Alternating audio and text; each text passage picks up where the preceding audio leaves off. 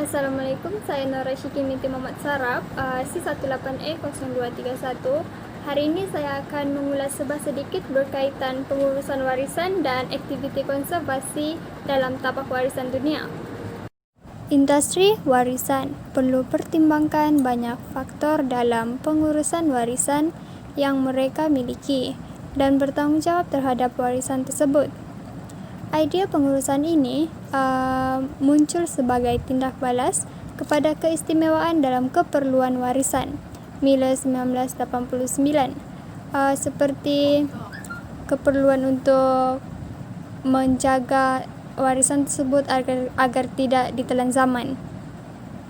Pengurusan warisan juga berurusan dengan penggunaan masa lalu untuk tujuan kontemporari dalam cara yang diinginkan. Ini bermaksud warisan dijaga untuk generasi yang akan datang. Tujuan kontemporari merangkumi aktiviti pemeliharaan untuk warisan masa depan, penggunaan warisan untuk pelancongan. Seperti mana yang kita tahu, banyak tapak warisan yang dijadikan sebagai tapak pelancongan untuk memberitahu tentang keistimewaan tapak tersebut dan sejarah lampaunya. Ketiga, tujuan makna warisan untuk komuniti tempatan. Pengurusan warisan melibatkan pelbagai isu dan tapak warisan dunia. Oleh kerana tapak warisan yang bersifat universal atau meluas, masalah ini boleh menjadi lebih susah kepada tapak warisan dunia. Pelbagai isu-isu yang diketegakkan yang muncul dalam warisan, seperti di Malaysia dengan Indonesia, terdapat banyak konflik mengenai warisan ini. Graham 2000 mendakwa bahawa siapa yang menguruskan warisan adalah penting dalam perkara pengurusan warisan.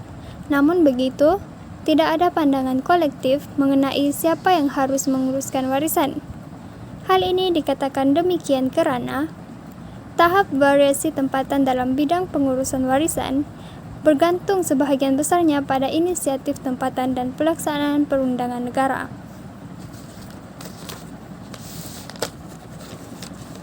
Garis panduan pelaksanaan Konvensyen Warisan Dunia berfungsi sebagai prinsip untuk pengurusan harian ataupun pengurusan dari semasa ke semasa tapak warisan dunia.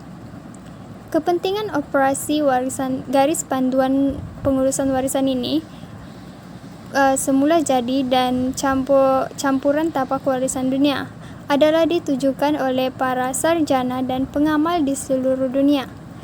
Miss Buckley 2004. Garis panduan juga disemak secara berterusan bagi tujuan untuk mereplikasikan konsep baru, pengetahuan dan juga pengalaman. Seterusnya, konservasi.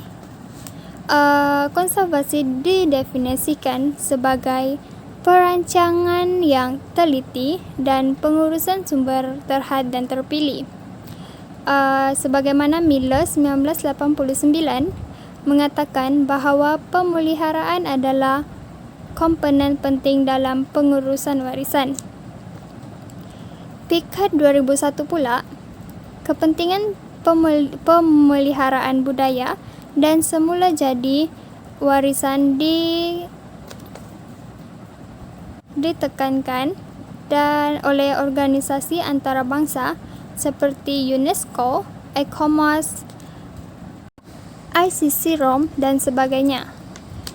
Konsep kelestarian adalah kunci untuk pemeliharaan budaya dan warisan semula jadi dari segi ekonomi, sosial budaya dan juga persekitaran.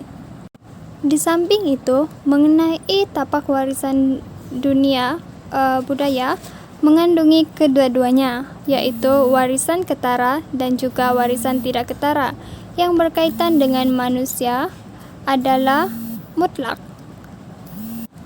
Dengan manusia adalah mustahak kerana mengandungi karya jenius kreatif manusia, perancangan bandar landscape, dan juga penempatan manusia tradisional. Yang kedua pula adalah warisan budaya berkaitan dengan idea, kepercayaan, artifak, karya sastra universal yang luar biasa. Okey, secara kesimpulannya, pengurusan warisan ini adalah untuk melaksanakan pemeliharaan terhadap tapak-tapak warisan ataupun warisan dalam warisan tidak ketara ataupun warisan ketara. Dan ia mesti memberi makna kepada pengguna dan juga penghuni serta sumber kewangan apabila sumber kewangan yang perlu dijamin. Okey, itu saja. Terima kasih.